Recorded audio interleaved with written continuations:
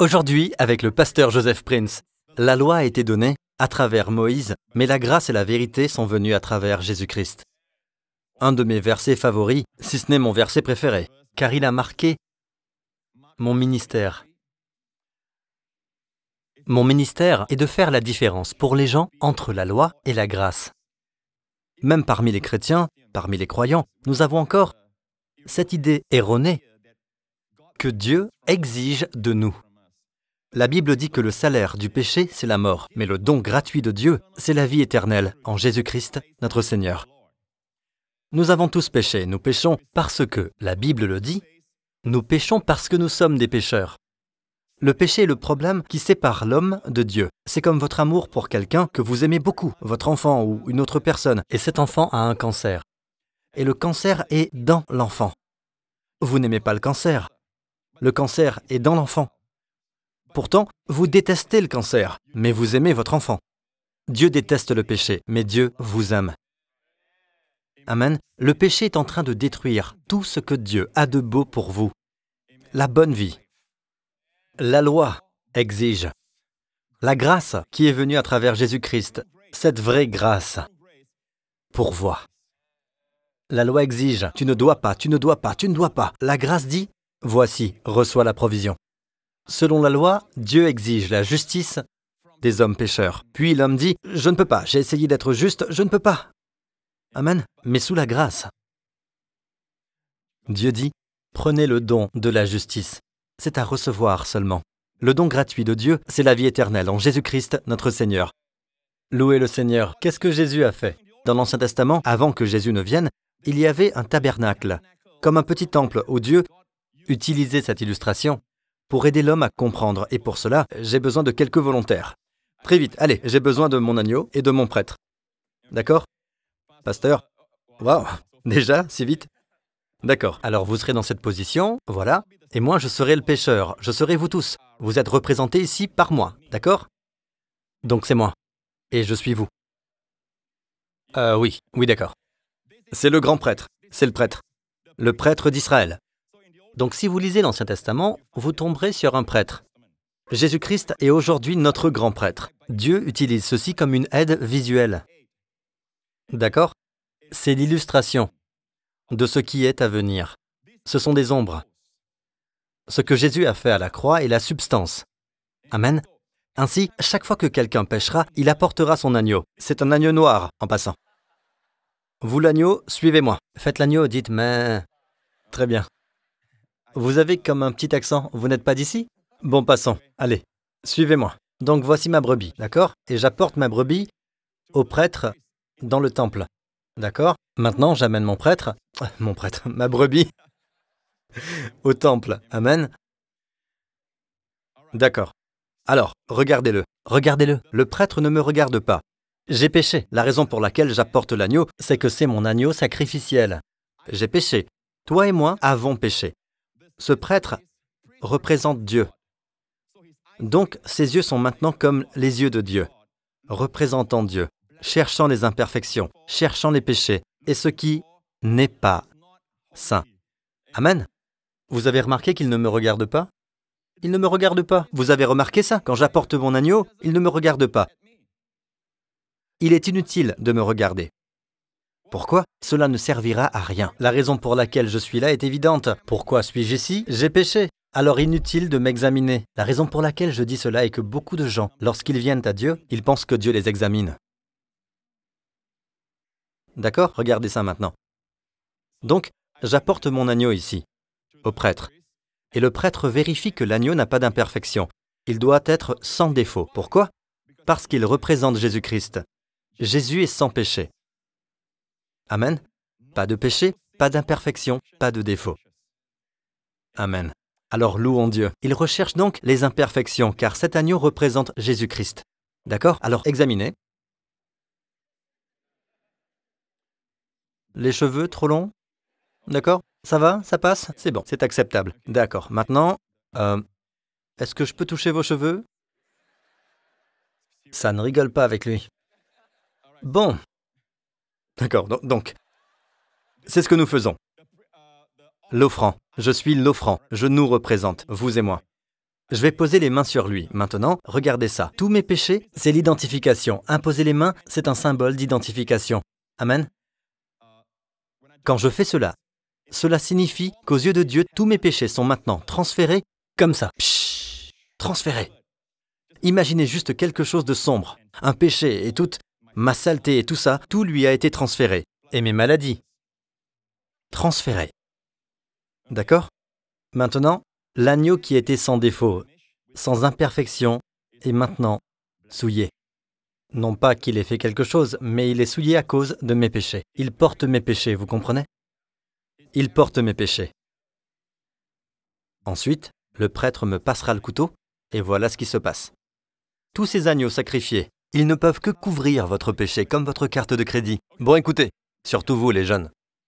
Votre carte de crédit, ce n'est pas un paiement. D'accord? Il faut le dire à vos ados, s'ils ont une carte de crédit. Ce n'est pas un paiement, votre carte de crédit n'est pas un paiement. Certains d'entre vous doivent couper leur carte de crédit. Si c'est le cas, vous savez, la carte de crédit n'est pas un paiement, c'est en fait comme l'agneau. Cet agneau attend le paiement final. Amen. Ainsi cet agneau porte mon péché. C'est comme le péché qui est couvert. Chaque année, le péché est couvert en Israël. Chaque année, le péché est couvert, le péché est couvert. C'est notre Ancien Testament dans la Bible. Le péché est couvert jusqu'au jour où un jeune rabbin juif, amen, le fils d'un charpentier, du moins le pensait-il, mais c'est le Fils de Dieu. Il est venu si humblement. Dieu aurait pu choisir un palais pour la naissance de Jésus, mais il a choisi la mangeoire, puante, avec tout le sang de l'agneau et du bœuf, et c'est là qu'il est né. Et 30 ans plus tard, il était un jeune homme. Il arriva par la rivière Jourdain en Israël,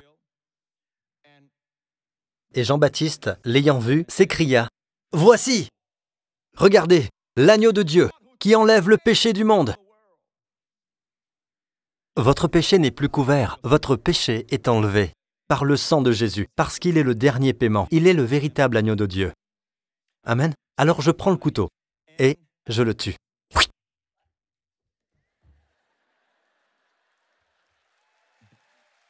Ah, j'aime bien comment il a...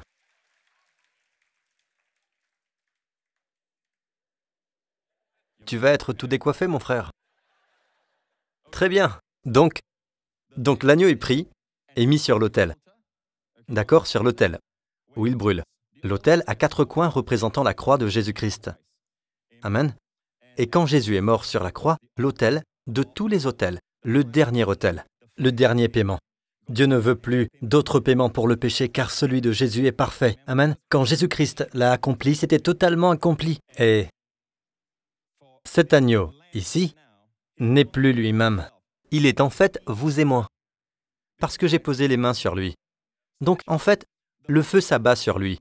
Et en brûlant à l'autel, le feu représente le jugement de Dieu. Dans l'Ancien Testament, vous savez, quand le feu s'abat sur quelqu'un, cela signifie, certes que ça va chauffer pour lui, oui, mais cela signifie qu'il est sous le jugement de Dieu.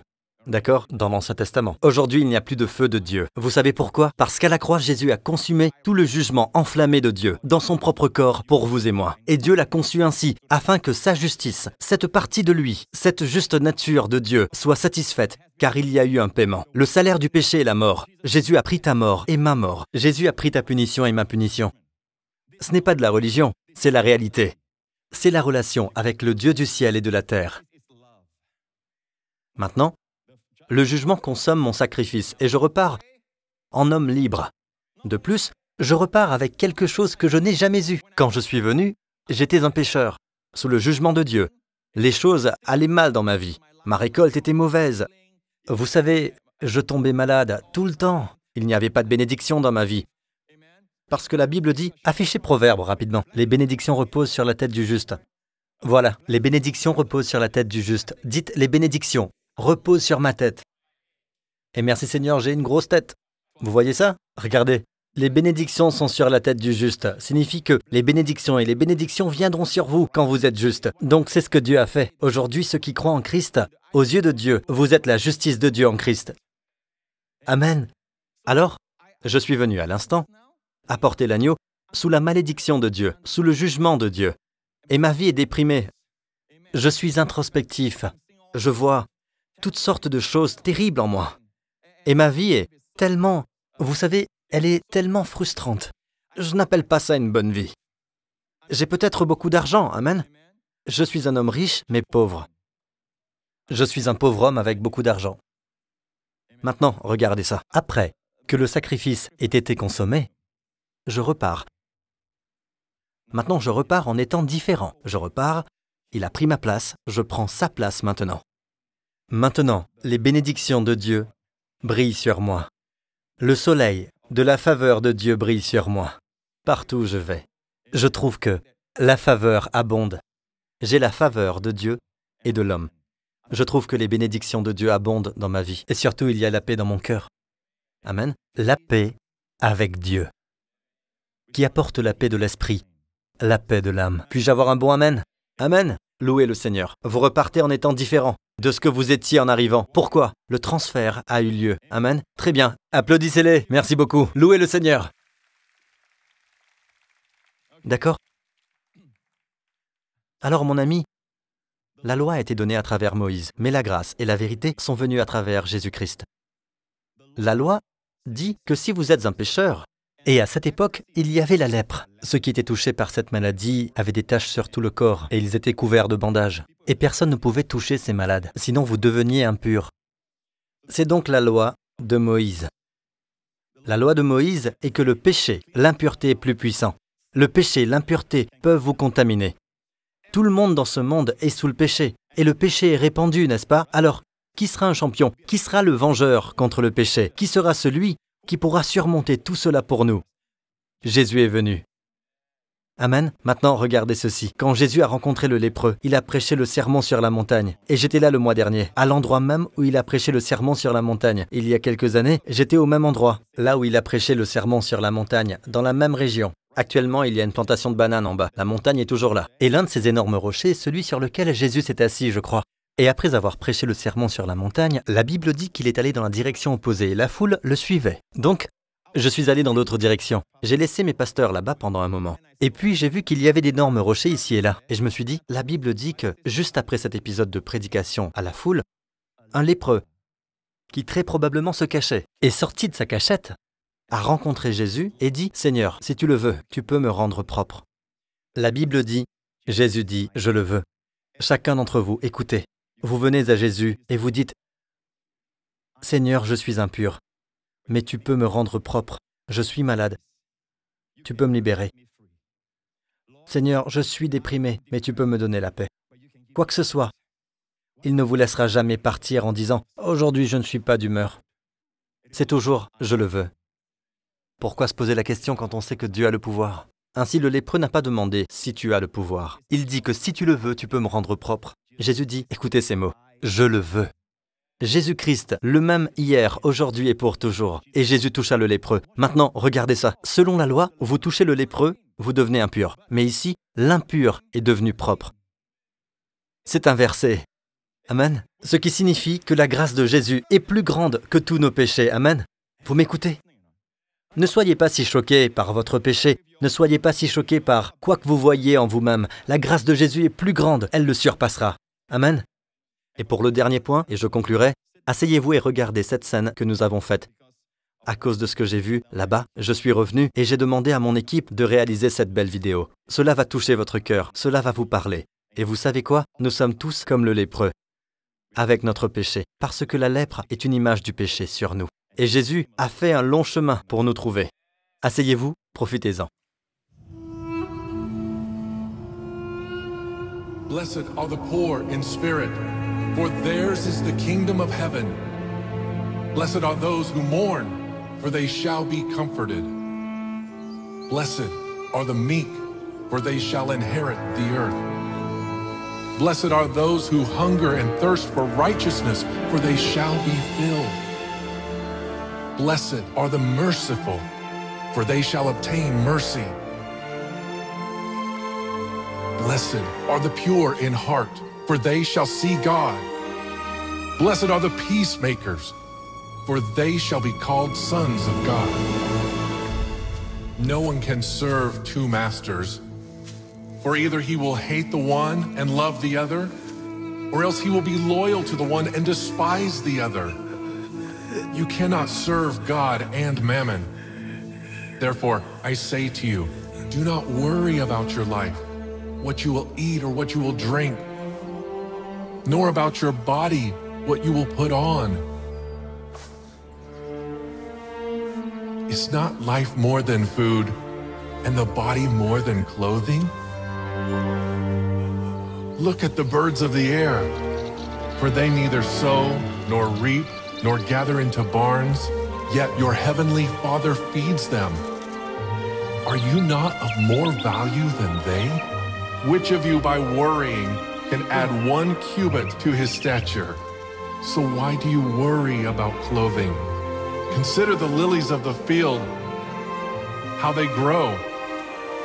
They neither toil nor spin, and yet I say to you that even Solomon in all his glory was not arrayed like one of these. Now, if God so clothes the grass of the field, which today is, and tomorrow is thrown into the oven, will he not much more clothe you, O you of little faith?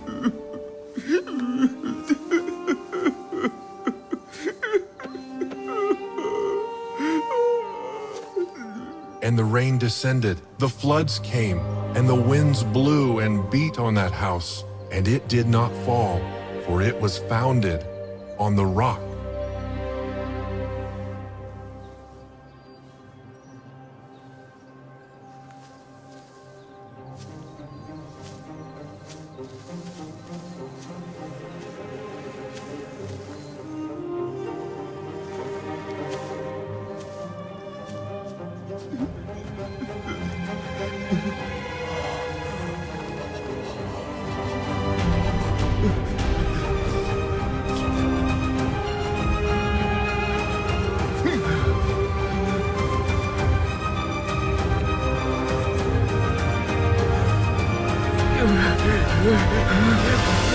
Lord, if you are willing, you can make me clean.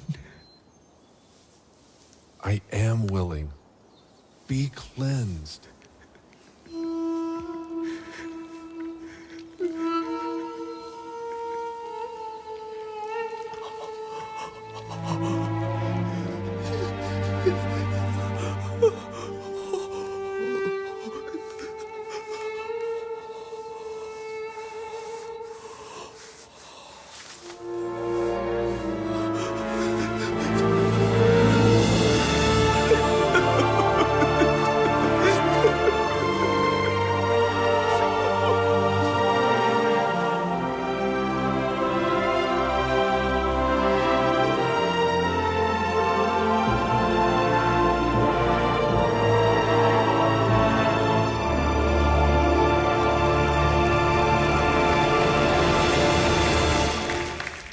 La Bible dit que Jésus-Christ est le même hier, aujourd'hui et pour l'éternité. Nous ne parlons pas, vous savez, d'une religion. Le christianisme ne devrait jamais devenir une religion. Amen. C'est la grâce et la vérité. Il s'agit d'une relation. Amen. C'est Dieu qui vous tend la main, et non l'homme qui essaie de garder les 10 commandements, l'homme qui fait de son mieux, l'homme qui fait ceci, l'homme qui fait cela. Non, c'est Dieu qui descend et qui déclare son amour pour nous. Amen. Mourant pour nos péchés. Dieu ne peut pas simplement pardonner sans un paiement. Amen. Ce ne serait pas bien. Comme un juge qui ne peut pas laisser un prisonnier ou un criminel en liberté par présomption, à moins qu'il n'y ait un paiement. D'accord? En général, il paie avec le temps. Vous commettez un crime, vous en endurez la peine. Mais Jésus a pris notre place. Il est mort à notre place. Et aujourd'hui, nous célébrons la résurrection parce qu'il est ressuscité des morts. Et la Bible dit, dans Romains 4, et je vais terminer par ceci, lui, c'est-à-dire Jésus, qui a été donné. Regardez la dernière partie. Qui a été donné à cause de nos fautes, nos péchés. Mais il a été ressuscité. Pourquoi? À cause de notre justification. Wow! Vous avez entendu ça? Et pourquoi? Pourquoi Jésus a-t-il été livré à la croix? À cause de nos offenses, de nos péchés contre Dieu. Contre un Dieu saint. Amen. Mais pourquoi? Pourquoi Jésus a-t-il été ressuscité des morts? Parce que nous avons été déclarés justes. Par qui? Par Dieu. En d'autres termes, la résurrection de Jésus signifie que vous êtes acquitté, que vous êtes juste. Comment savez-vous qu'un prisonnier a rempli ses obligations envers la loi? Comment ça se passe? Comment le sait-on? En le faisant sortir. Amen. Il a payé pour cela. Alors, Jésus est sorti de la tombe physiquement. Et Dieu nous a déclarés justes. C'est pourquoi il a ressuscité Jésus d'entre les morts. Dieu n'a pas ressuscité Jésus parce que c'est son Fils. Certes, il l'est et le sera toujours. Dieu a ressuscité Jésus parce que nous avons été déclarés justes. Parce que le même corps qui a porté vos péchés et les miens sur la croix il y a 3 jours, maintenant est ressuscité des morts sans nos péchés. Qu'est-ce que cela signifie? Ça veut dire que Dieu est satisfait de ce qu'il a fait, qu'il l'accepte. Et Dieu vous impute la justice. Si vous croyez en lui, Dieu vous déclare juste. Et toutes les bénédictions du juste reposeront sur votre tête. Amen. Louez le Seigneur, louez-le, peuple de Dieu. Alléluia. Merci Seigneur. Partout où l'on nous regarde en ce moment, mettre sa confiance en Christ, ce n'est qu'une décision à prendre. Vous dites, pasteur, je crois. Dieu le Père, je crois en ta parole et je crois que tu m'aimes. Et je crois que tu as donné ton Fils pour mourir pour moi. Si cela s'applique à vous, où que vous soyez, priez avec moi de tout votre cœur. Père Céleste, je te remercie pour ton don, le plus grand de tous les dons, ton Fils, Jésus-Christ. Il est mort sur la croix pour mes péchés. Il a pris sur lui tout mon jugement, ma condamnation, et il a tout accompli. Il n'y a plus de jugement de ta part dans ma vie, plus de condamnation. Désormais, je te remercie de me voir en Christ comme si j'étais Jésus, et tu me bénis en conséquence. Jésus-Christ est mon Seigneur et mon Sauveur, et tu l'as ressuscité des morts, parce que tu m'as déclaré juste, acquitté. Merci Père, au nom de Jésus. Et tout le peuple dit Amen. Louez-le, mettez-vous debout. Je vais vous renvoyer avec la bénédiction et la protection de Dieu. Vous savez, nous faisons cela dans notre Église chaque semaine. Nous renvoyons les gens avec la bénédiction de Dieu. Parce que la prière n'est pas seulement pour vous apaiser, c'est vraiment pour vous positionner, même provoquer des événements pour cette semaine, pour vous mettre au bon endroit au bon moment. Dans le monde où nous vivons aujourd'hui, notre intelligence ne suffit pas. Seul Dieu peut nous mettre au bon endroit au bon moment. Amen. Je vais prier cela pour vous. Que Dieu vous protège, vous et votre famille, du mal et du danger. Amen.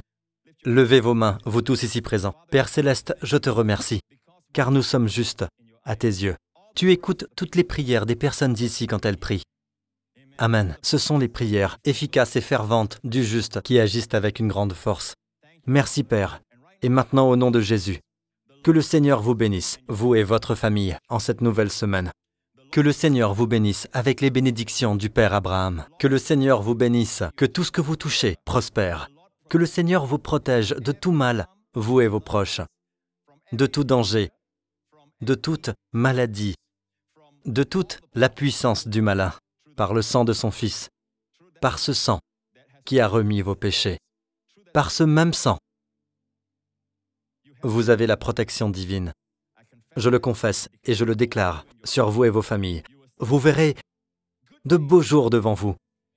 Et le Seigneur se tourne vers vous et vous accorde, à vous et à vos proches, sa paix, son shalom.